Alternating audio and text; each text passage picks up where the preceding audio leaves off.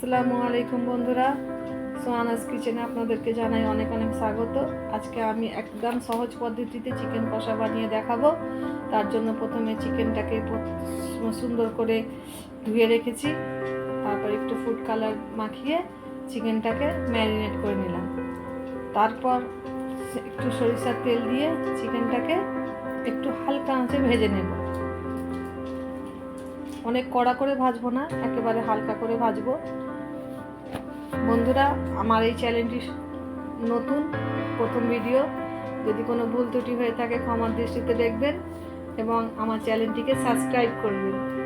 ভেজে নিচ্ছি, হালকা আঁচে ভাজবো, খুব বেশি ভাজার দরকার নেই, কারণ চিকেন বেশি ভাজলে ওটা খুব শক্ত হয়ে যাবে। হালকা আঁচে ভাজবো, হালকা করে লাল।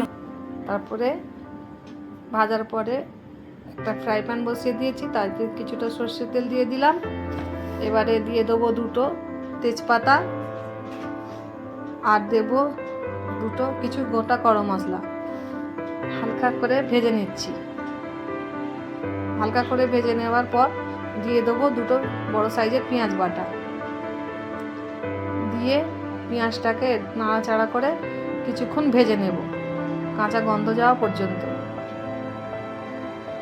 তারপরে দিয়ে দেবো কিছু গুঁড়ো মশলা, 1 চামচ হলুদ, 1 চামচ লঙ্কার গুঁড়ো,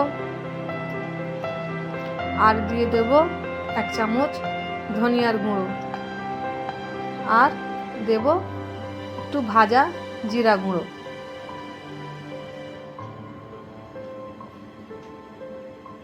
দিয়ে সব একসঙ্গে ভালো করে মিশিয়ে নেব। মশলাটাকে কিছুক্ষণ কষিয়ে নেবার পর ভালো করে কষিয়ে নেবার পর তারপরে দিয়ে দেব কিছুটা আদা রসুন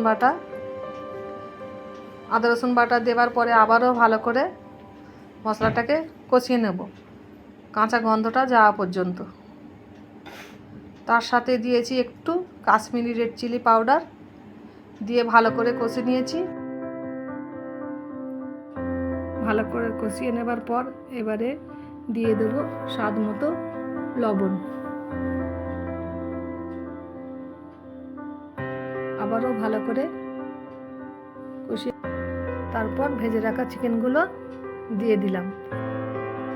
মশলার সঙ্গে ভালো করে কষাতে থাকতে হবে। কষিয়ে নেবার পর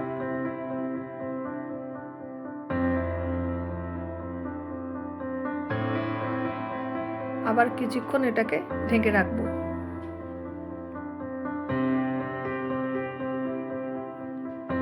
এবার একটু নাড়াচাড়া করে নিই।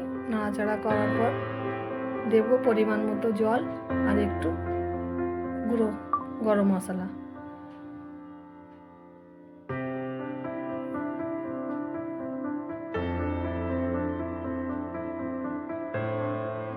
দশ মিনিট পর ফিরে আসলাম। আমার রান্না মোটামুটি রেডি। এটা আপনারা ভাতের সঙ্গে বা পরোটার সঙ্গেও খেতে পারেন।